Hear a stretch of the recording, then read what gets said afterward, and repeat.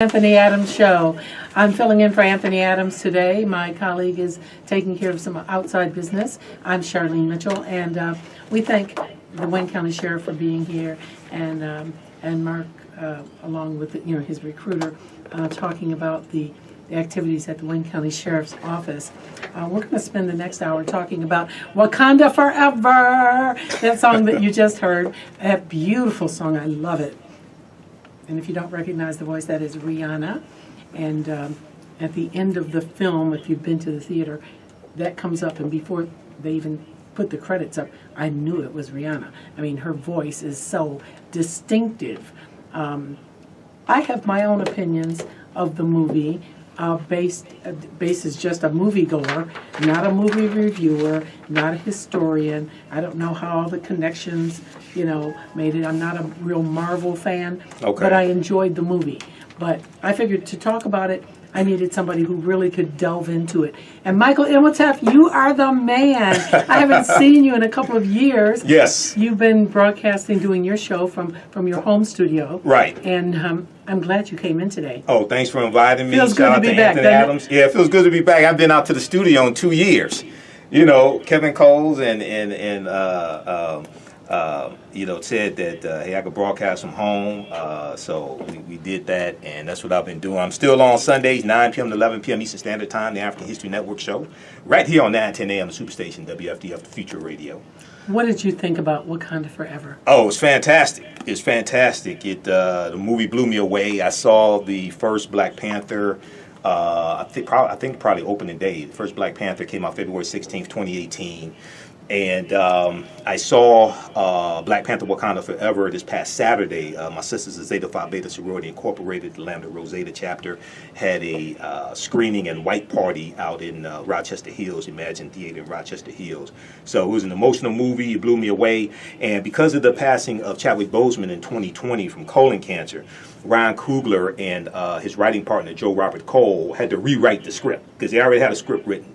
They had to rewrite basically the entire script, figure out how they're going to deal with this. So, and what we see is more African culture infused into it. Ruth Carter, who's the costume designer, did a fantastic job.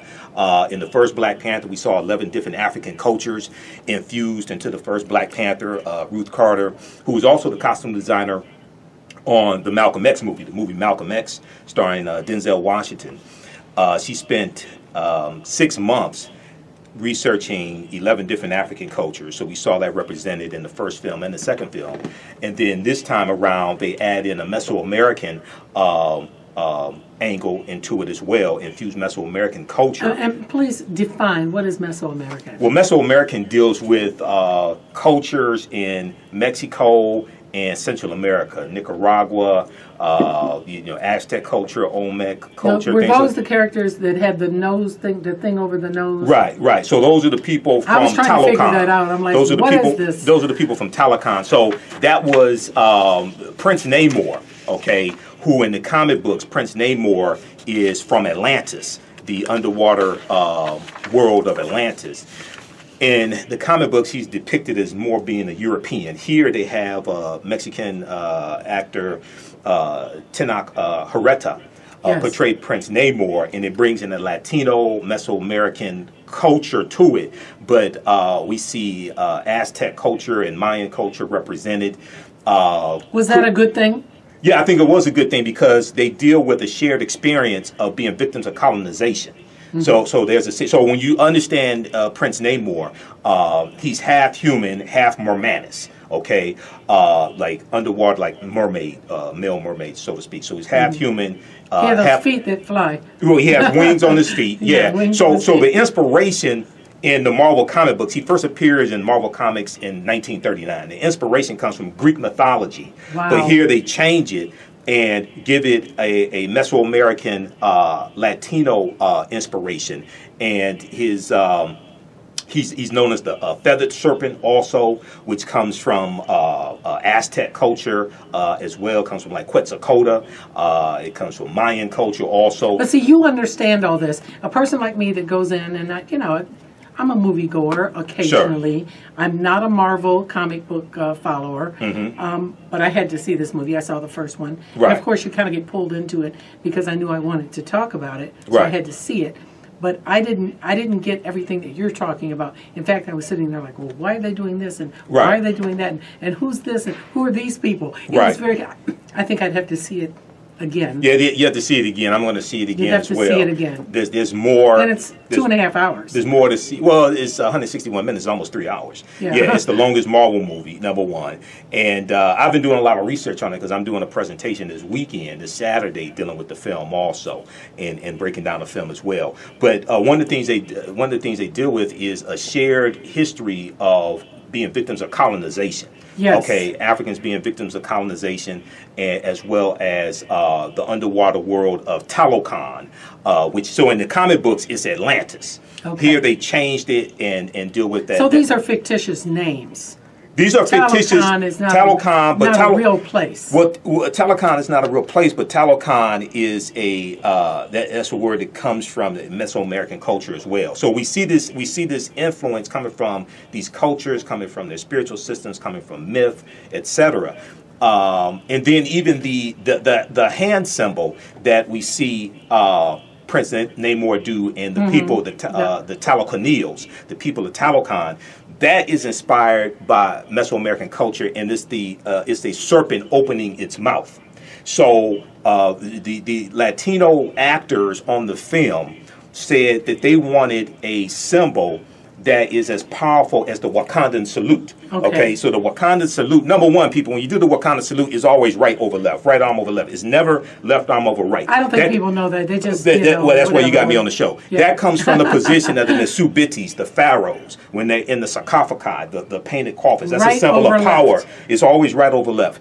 And when you see it in the movie, 99.9% of the time, the people do it right over left. Now, you may see an extra who showed up late one day and didn't get the memo, and they do left over right, but it's right over left. And that's inspired from ancient Kemet, ancient Egypt. Kemet's one of the original names for Egypt, land of the blacks. So it comes from that. So we see these different African influences all throughout the film, Black Panther. The Panther deity, Bast, comes from Bastet, which is a neter, or a goddess coming from ancient Kemet, okay, a goddess of warfare. Originally, it was depicted as like a lioness head, but then later it's a cat's head on a woman's body. Yes. This is where this comes from, and it's important for people to understand. Wakanda is, even though it's a fictitious place somewhere in Central East Africa, somewhere around Rwanda, Uganda. Wakanda is a real word. Wakanda, we see it in the Omaha Ponca and Sioux Indian Native American languages. Wakanda means possesses secret powers. We also see it in the Osage language as well.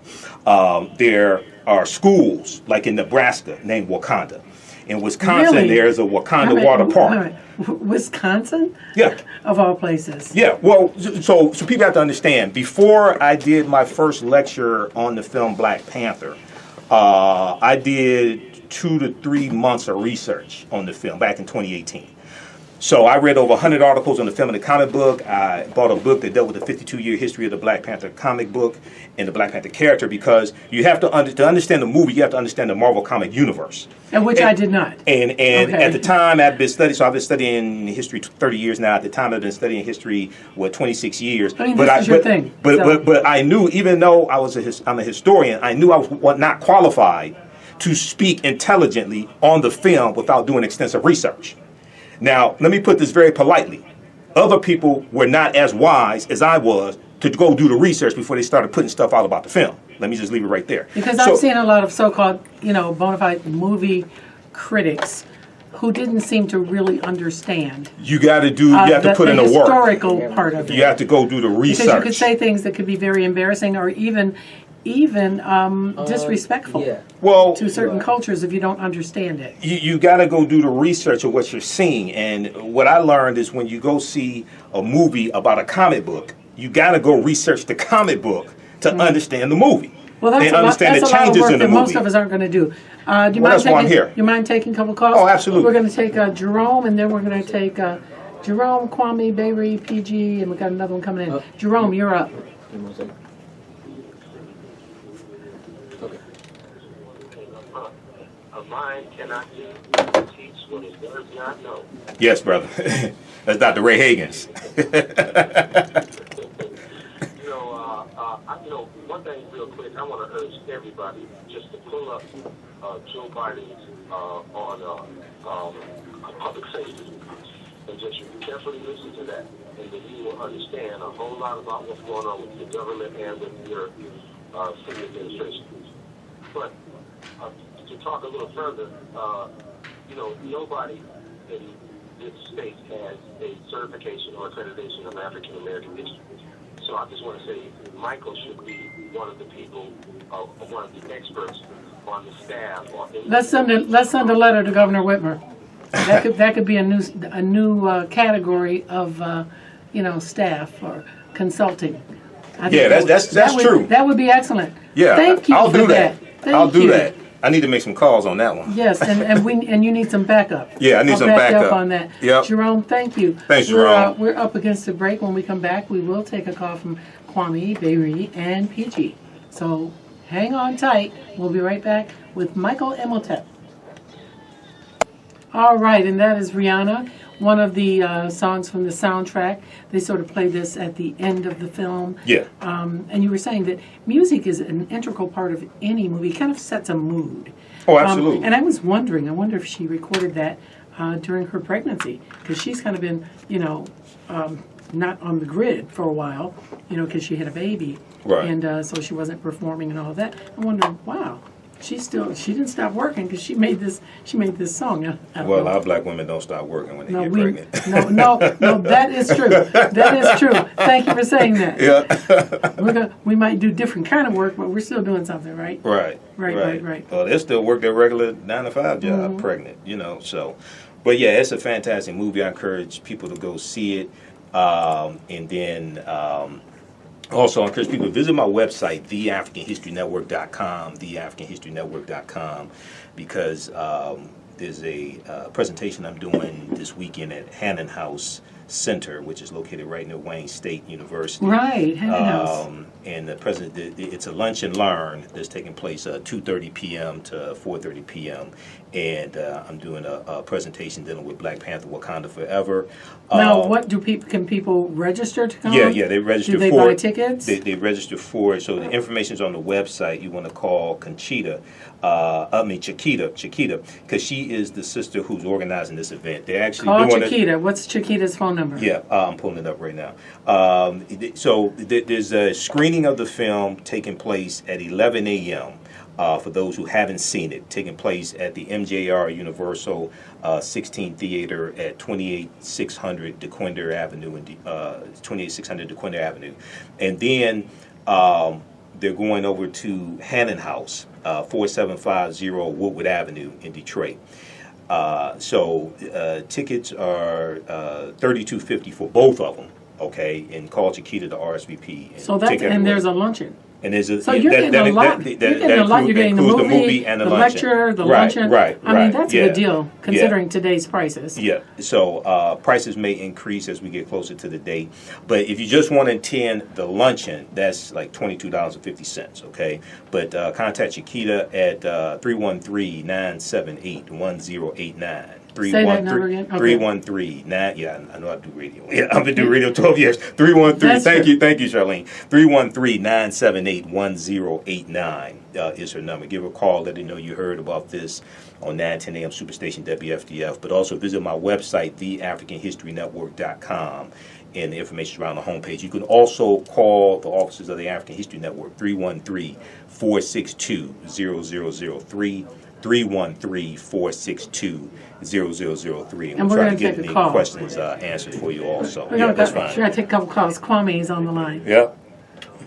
Kwame, you're up. Yeah, you said they got the ideal from Atlantis in the comic book? Well, Prince Namor in the comic books is the ruler of the underworld nation, the underwater world of Atlantis. That's in the comic books. Yeah, they're finding out that Atlantis is Mauritania. Now, the Eye of Sahara in Africa, that was Atlantis. That's where Atlantis started. What information are you citing for that? This is on the internet. Just look up the eye of the Sahara is Atlantis or the recheck structure. You know, everybody talks about it. But KC, see, we got Atlas downtown. That is an African leader. Who? And the Atlas that you got in front of the city county building. Okay, you talking about the Spirit of Detroit? Yeah. That is an African leader. That comes from Mauritania. They got two sets of Atlas Mountains, and both of them are in Africa.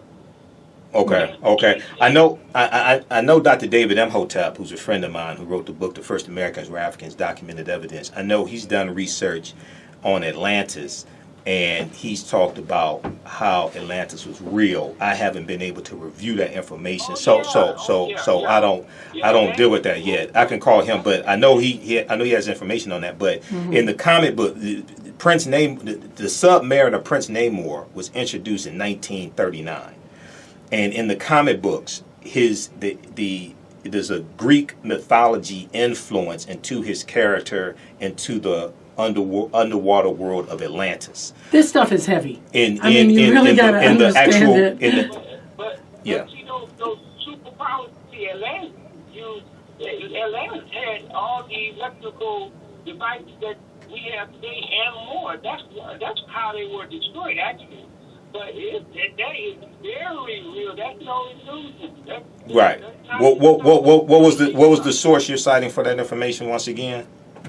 The recheck structure or the eye of the Sahara is Atlantis. You can get it off the institute. All right. Well, if anybody can find it, it's Michael Imhotep. He'll find it. He is the ultimate historian. Well, I call some of my teachers. I call some of my scholars. You'll call somebody. We're going to take a call from PG.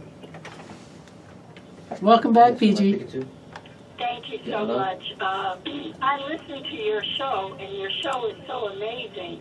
The African History Network show?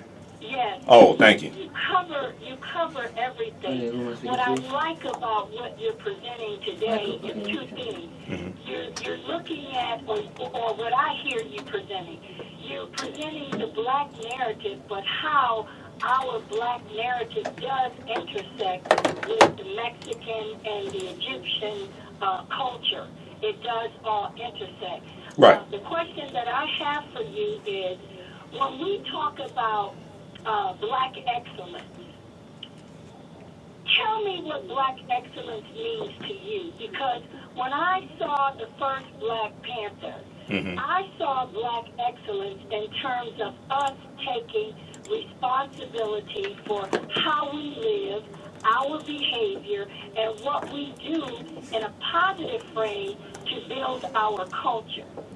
If a person were to say that we should be accountable for our behavior, with your expertise, does it seem like a black person would hate their race because they want our people to be excellent with our behavior and stop doing things that bring attention to us in the breaking the laws and with law enforcement? Right. So much for all that you offer. Okay, thanks. And be sure to come out this Saturday to my presentation in Haddon House also. I just might surprise you and do that. Okay. In the Silver Fox, we support a lot of events. Okay, so black excellence, basically my understanding of it, and it's not a term I use a whole lot, but black excellence is basically a mindset backed up by actions that deal with excellent displays of leadership, excellent displays of African Americans doing great things, achieving great things, etc. It's focused on being positive, okay? Being excellent in what you do, excellent in what you achieve, etc. It's similar probably to Black Girl Magic, okay? And Black Girl Magic, to me, is similar to Wakanda in understanding Wakanda and what it means, because Wakanda means possesses secret powers, and African people are are powerful. African people are magical. Black women are magic, and we know African people are the mothers and fathers of civilization. Also, I didn't get a chance to say Wakanda is also a Key Congo word as well. Okay, so it's one of the Bantu languages. In Key Congo, it's in reference to family. Okay, so the word Wakanda is a very powerful word. So even though it's a fictitious movie, we see it references African history, African culture, African spiritual systems, but also now they bring in the MesoAmerican, Latino, Native American, Mexican angle to it as well, and deal with that. And there's a shared history of colonization, especially by the Spanish, because we see this depicted in the film, and we see we see Mexico colonized by Spain. We see Panama, Honduras, all of that, Hispaniola, conquered by Christopher Columbus on behalf of the Spanish crown. Okay, and we know that the Spanish were the second ones involved in the transatlantic slave trade also. So we'll deal with this on the other side of the break. All right. And you know what that music means. I know what it means. We'll be right back with Bayri and Michael. And we are back. We're back. You're listening to the Anthony Adams Show. And no, I'm not Anthony Adams. Don't be confused. I'm Charlene Mitchell, filling in for my esteemed colleague, Attorney Anthony Adams, who had business to do today. And shout out to Anthony Adams also, man. Congratulations on the show. And he does a great show, Monday through Thursday, 9 a.m. to 11 a.m. Then on Friday, I'm here. Every Friday from 9 to 11. So, but today we have Michael Imhotep, who I have not seen in over 2 years. He's my colleague here at 910. He is a regular. He's been here a long time. 6 years. And you do, I'm doing 6 years in January. Okay. It's 6 years for me in April this past year. And you do a different kind of show that is so informative, just so informative. Thank you. I want to ask you, well, we're going to try to take another. Is Michael still on? Did we already take Michael? I think it's a different Michael. A different Michael. Michael, you're up.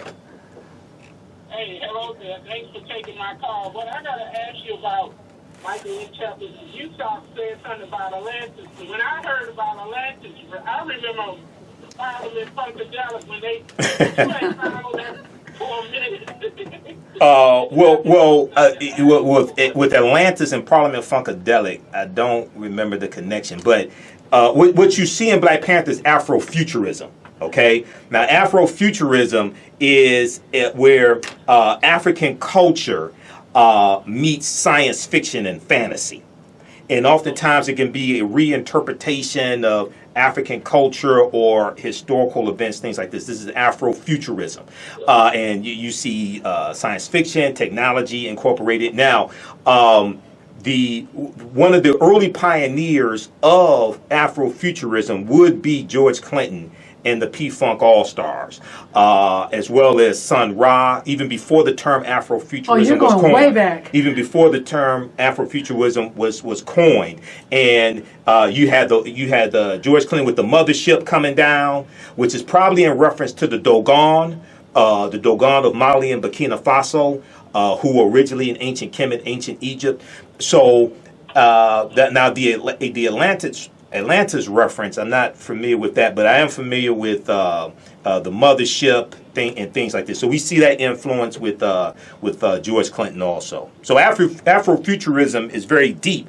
Even though the movie is fictitious, we still see these references to history, African culture, spiritual systems. So we need to use those different references as tools to teach this information to our children and our people. Let me ask you this. Does the average moviegoer really understand all this, or are they just looking most at of them don't. From just entertainment? It's just most of them don't. That's why I'm here, and people like Tony Browder and other historians. That's why we're here. We need clarification. You're breaking it down. And also the 3-hour lecture that I did in 2018 on the film Black Panther. That's available at our website, theafricanhistorynetwork.com, because I get deep into this. It's a visual presentation. I had to do 3 months of research to be able to do my lectures on the film. What makes you do all this? It's a lot of work.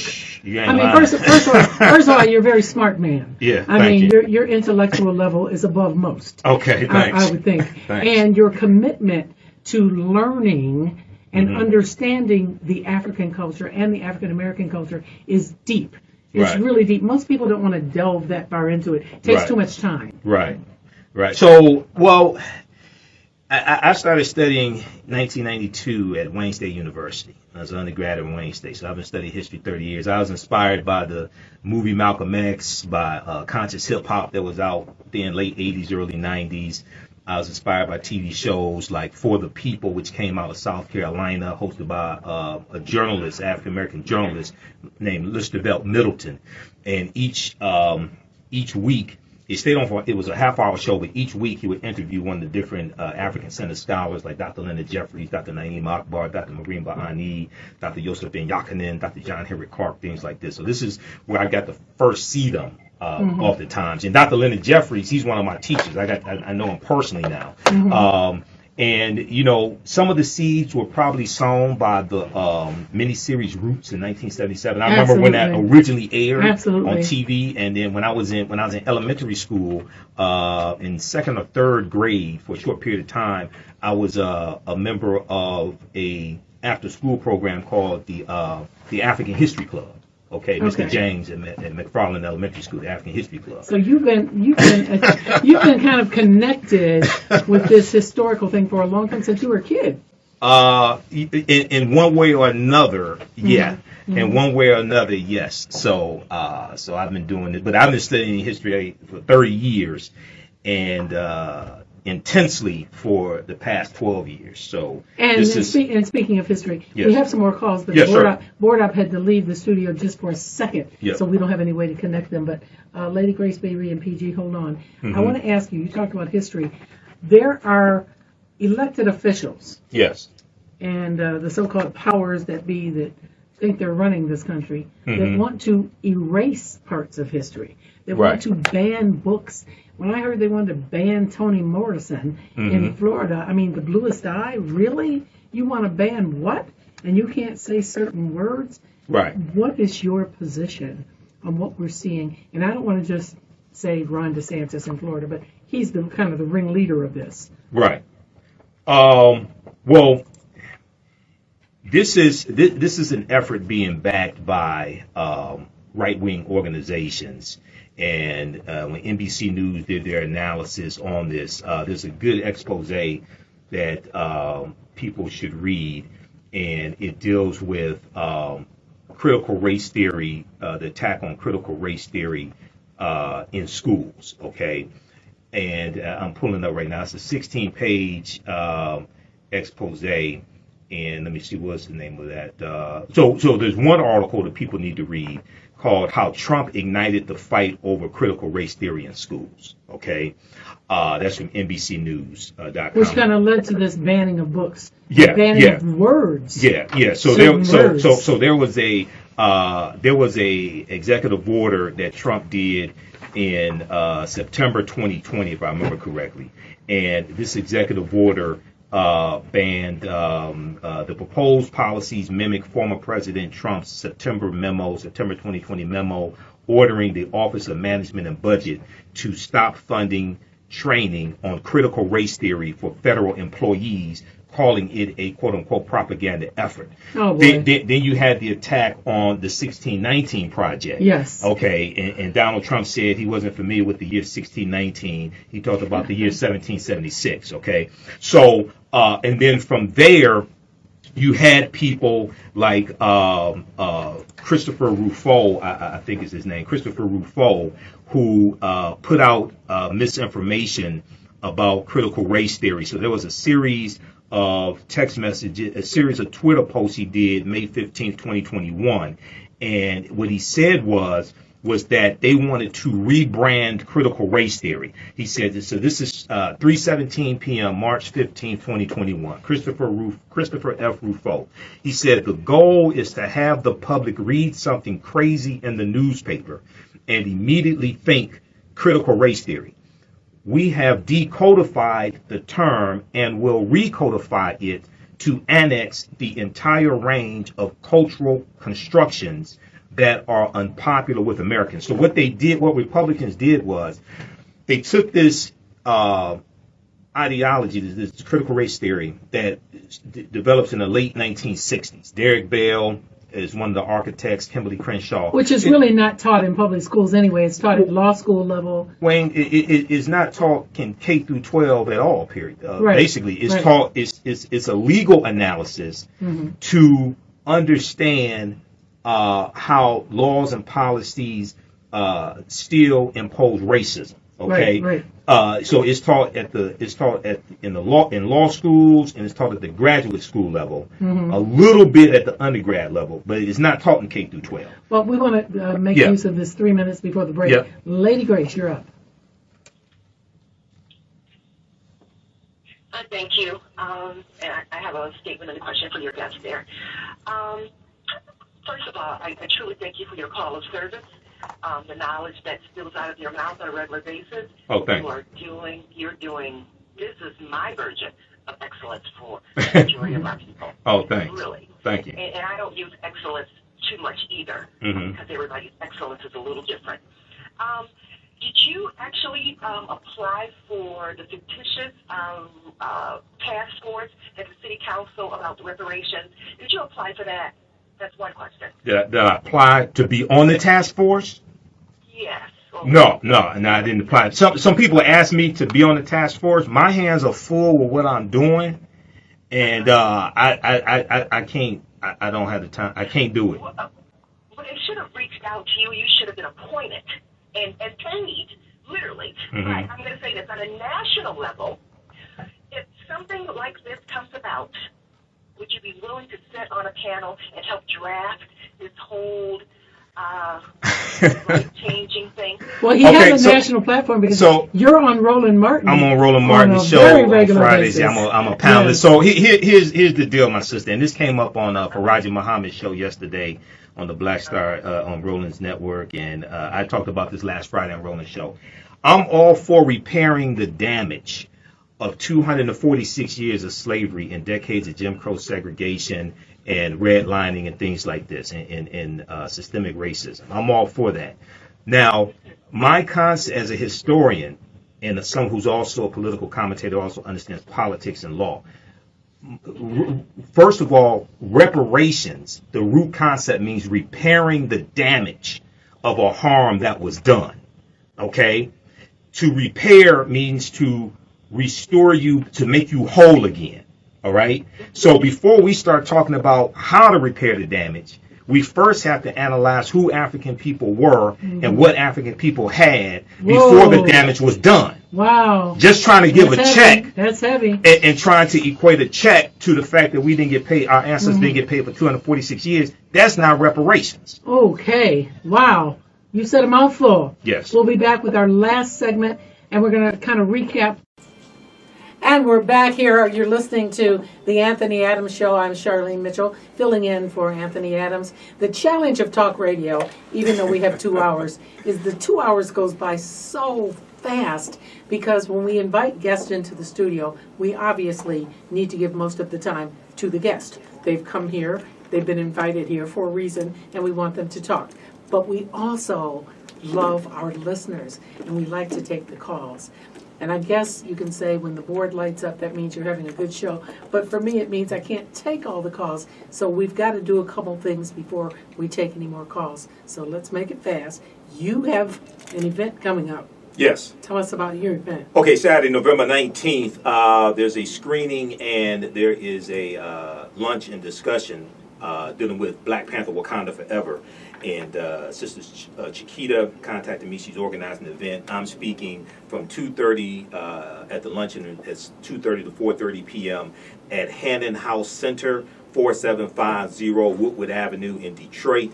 And then there's a screening of the film at 11 a.m. for those who have not seen the film. It's at MJR Universal 16 Theater, 28600 DeQuinder Avenue. And you can call Chiquita for more information in the RSVP 313-978-1089. 313-978-1089. She'll give you the information on tickets. We also have the information on the homepage of our website, theafricanhistorynetwork.com. theafricanhistorynetwork.com. If you just want to come to the luncheon part, you can do that as well. You can also call us 313. But the luncheon includes the lecture. The luncheon includes the lecture as well that I'm doing. And So when people come to a Michael Imhotep lecture, Mhm. what do they leave with? Oh, well, they're going to leave with a ton of information. You can take notes. I do a visual presentation. Also, I have my lectures on sale there as well. The lecture that I did in 2018 dealing with Black Panther, we'll have that on sale also. So they can really you're gonna educate learn a lot. themselves. Oh, you can educate. We're going to deal with That's what you're about. history. Yeah, we're going to deal with history, culture. We'll deal with the film, break down the film, look at the MesoAmerican influence in it as well. So you're going to learn a lot. But visit our website, theafricanhistorynetwork.com. All the information is there. You can also email us through the website as well. And if you want me to do a presentation for your group or organization, contact me also. We can set that up either virtually or in person, in-state, out-of-state. We can set that up as well. And we want to take a call from Jerome. Good morning.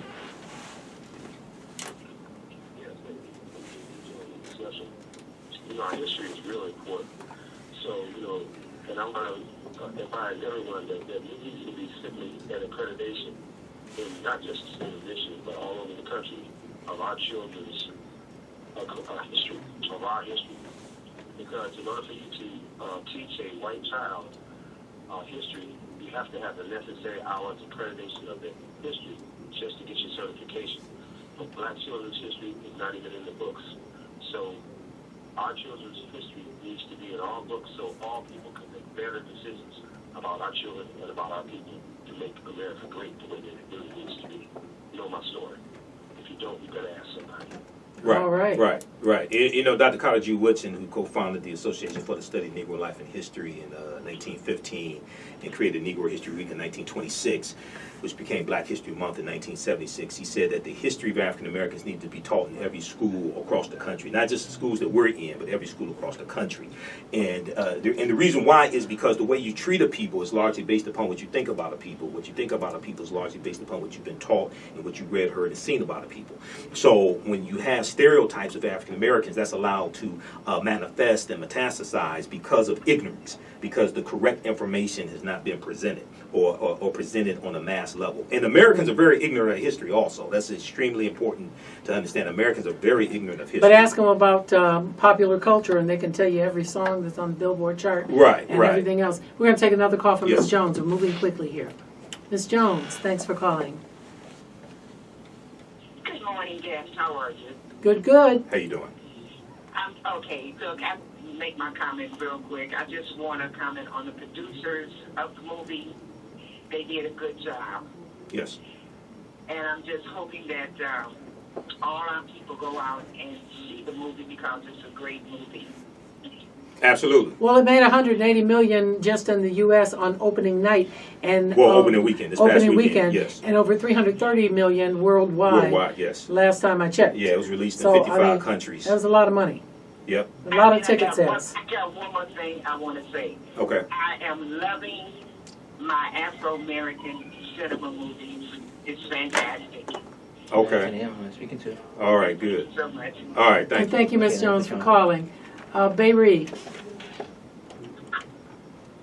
Beiree, you're up. Thank you. I just want to congratulate you, Charlene, and also Michael. First of all, I only know what you did. Mike, Yes. years ago, you just all the go around and talk about. I just want to give you a shout out. Another thing, when I first called the country, to make the history book out, the benefits made to McKinney. You look at the he just by his movie. She went better than the last time. She should have said, and McKinney. I believe that also, the benefit you were talking to, if you don't want to talk about, you on the radio with it, and that's right. You need to hire him, but she got a movie like you live now. You need to hire him. You saw him sending the money for deal with them. I know, you know where I am. You can find Yeah. me there at the juice bar. I'm recovering from my sickness. Oh, okay. Well, We'll we want you to well get. soon. We want you to get well. We have about 1 minute. Dorothy, you have about 30 seconds. I hate to give you a short time, but go ahead. That's okay. I'll just kudos to Jerome. He's absolutely right. Because back in the day, I'm older than most of y'all. We had Negro history, European history, and American history in the books, and they took it out. That is very important. That's what we used to have, Negro history. Thank you. All right. We just have a couple of minutes. Yeah. We just had a big election, midterm elections. Sure. What do you think about the results in Michigan and across the country? And then we'll end on a lot of the Herschel results Walker. a lot of the results were fantastic. There was no red wave. I told my listeners, don't listen to the polls. Go out and vote. A lot of the polls were junk polls. We see for the first time in 40 years, Democrats took back control of the state legislature here in Michigan, and we see Governor Gretchen Whitmer, Secretary of State Jocelyn Benson, and State's Attorney General Dana Nessel were reelected. Across the country, Democrats will probably win in Georgia, so they'll end up with 51 Senate seats. That's Well, what we took Nevada and Arizona. Nobody thought it. and I thought they were going to do that. So they may take control of the Senate. It looks like Republicans will have a slim majority in the House. They may end up with 220 House seats. They're going to have a hard time trying to govern with some of this crazy. 45? What about 45? Well, he announced he announced. I didn't watch it. He didn't get a whole lot of media coverage on this. I'm not certain he's going to get the nomination for Republicans. A lot of them want him to disappear. He might have to just nominate himself or run on his own. Well, we'll see what happens. But Joe Biden will beat him again. If he gets the nomination, Joe Biden will beat him again. All right, Michael Imhotep, I cannot tell you how pleased I am that you came in. That thanks, you took Charlene. Time out of your schedule. Thanks. I know you're busy. And shout out to Anthony Adams. If you want me on the show, contact me, Anthony. I'll definitely come on for you. All righty. And until tomorrow morning, I'll be back tomorrow morning, filling in for Anthony again. And then Friday morning, I'll be back. And Thursday morning, and Thursday night, and Friday morning. So you're going to see a lot of me. Okay. Thank you so much for listening, and have a great day. Hotep, everybody. Hey, this is Michael Imhotep, founder of the African History Network, host of the African History Network show. I'm a talk show host, researcher, lecture writer, and historian. I hope you are enjoying this broadcast that you're watching right now. I wanted to take a couple of minutes and let you know about the online history courses that I teach. So if you like this broadcast that you're watching, you definitely want to register for the online history classes that I teach. We normally teach the classes on Tuesdays and Wednesdays. Our next class of Ancient Kemet, the Moors and the Ma'afa, Understanding the Transatlantic Slave Trade, is going to take place on Thursday, November 17th, 2022, 7 p.m. to 9 p.m. Eastern Standard Time.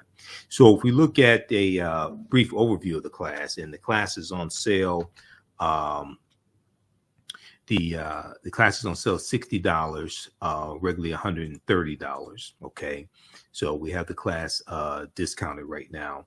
And if we look at a brief overview of the class as well, I've been teaching this class since 2017.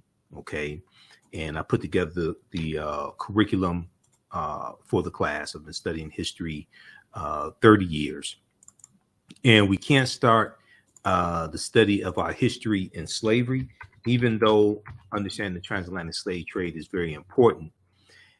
We can't start in slavery. We have to deal with thousands of years of history that lead up to the transatlantic slave trade taking place. We look at the 800-year occupation of Europe by the Africans known as the Moors as well, to understand what leads up to the transatlantic slave trade taking place. Okay, so a brief overview of the class. We can't start studying our history in slavery. Even when we study the transatlantic slave trade, which is important to study, we can't start in 1619 or in the 1440s when the Portuguese get involved in the transatlantic slave trade. We have to understand the history chronologically and deal with the 800-year occupation of Europe by the Africans known as the Moors, who enter into the Iberian Peninsula, today known as Spain and Portugal, who enter into the Iberian Peninsula, today known as Spain and Portugal, from North Africa in 711 AD. This course not only deals with the transatlantic slave trade, but it also deals with thousands of years of history that leads up to the transatlantic slave trade taking place. August 20th, 2019 marked the 400th year anniversary of the 20 and odd Africans who came into Point Comfort in Virginia, August 20th, 1619, on the White Lion pirate ship.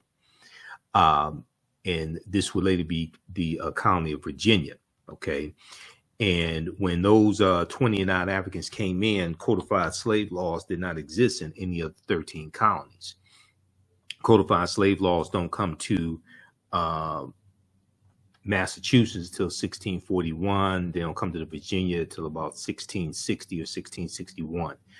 Now, this year, 2019, was known as the year of return. The year of return, as many African Americans were reconnecting to Africa and traveling to Ghana and other West African countries.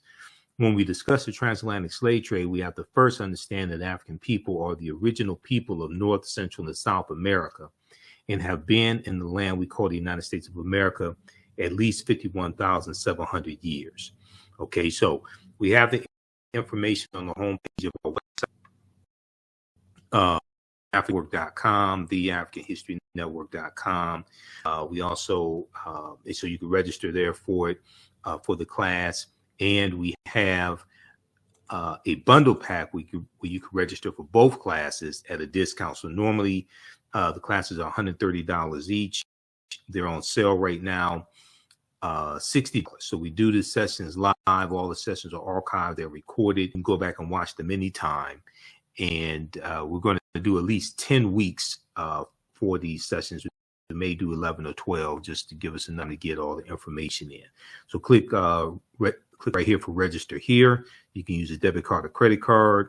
We have the bundle pack information here as well. The bundle is on sale, $100. It's regularly $130. Click right here to register here for the bundle. And then the second class that I teach on Tuesdays is From the Civil War to the Civil Rights Movement and Black Power, 1865 to 1968. That next class is going to be on Tuesday, November 22nd. Tuesday, November 22nd, okay? And this class picks up where basically where understanding the transatlantic slave trade leaves off. This is another 10-week online class. And once again, we do the sessions live. All the sessions are archived and recorded. You can go back and watch these classes a year from now, 2 years from now. You'll still have full access to the class. Okay, so with this course here, a brief overview, in the aftermath of the insurrection a year ago, the January 6, 2021 insurrection at the U.S. Capitol building,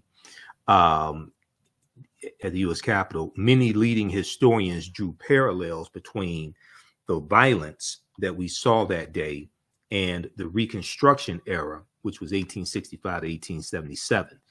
And this was the period of political revolution directly following the U.S. Civil War, which was 1861 to 1865.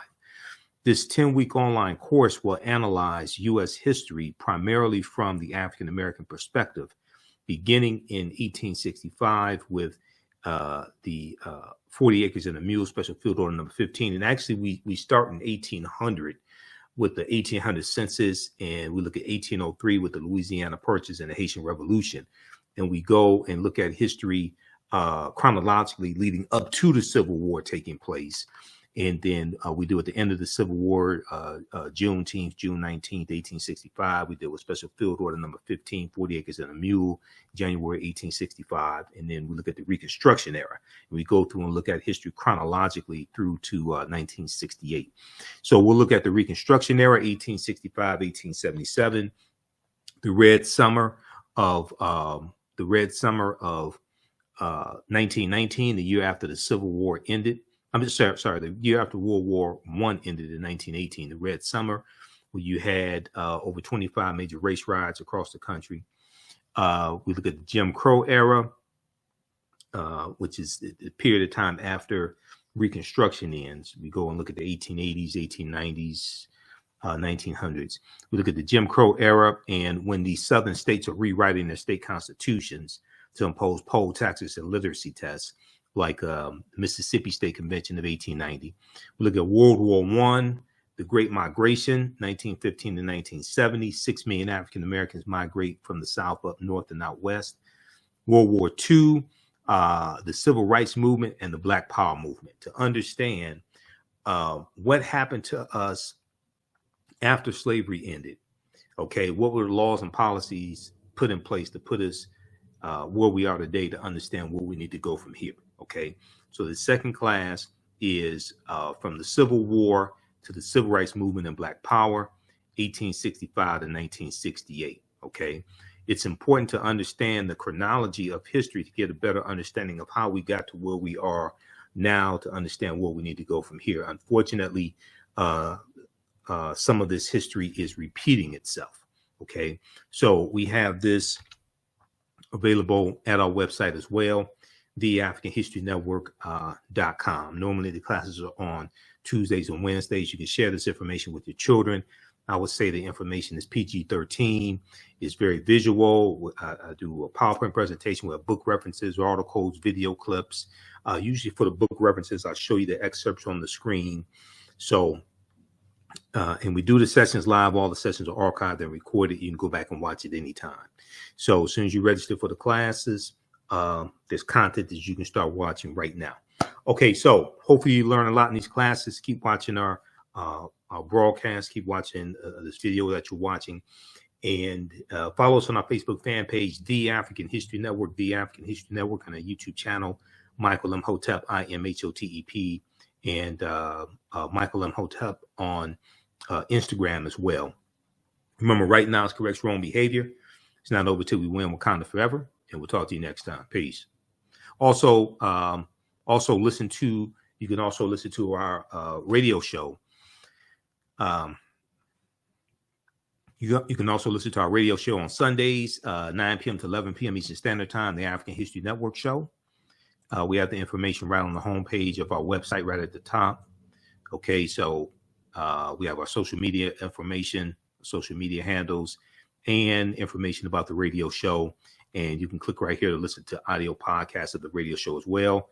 We're on Sundays, 9 p.m. to 11 p.m. Eastern Standard Time, the African History Network show on 9:10 a.m. the Superstation WFDF in Detroit. You can also download the iHeartRadio app and search for 9:10 a.m. WFDF and listen live, or the TuneIn radio app. You can listen live there as well. Okay. All right. Remember, right now is correct wrong behavior. It's not over till we win Wakanda forever. And thanks for watching our broadcast. Thanks for supporting us. Also, if you want to support the African History Network, $, the AHN show through Cash App, $, the AHN show through Cash App, and through PayPal, paypal.me/the AHN show. This helps us keep doing the research, stay on the air, keep broadcasting, pay some of the bills. And we have our Cash App information and social media, our Cash App information and PayPal information right on the homepage of our website also. Okay, so check that out as well. All right, remember, right now is correct wrong behavior. It's not over till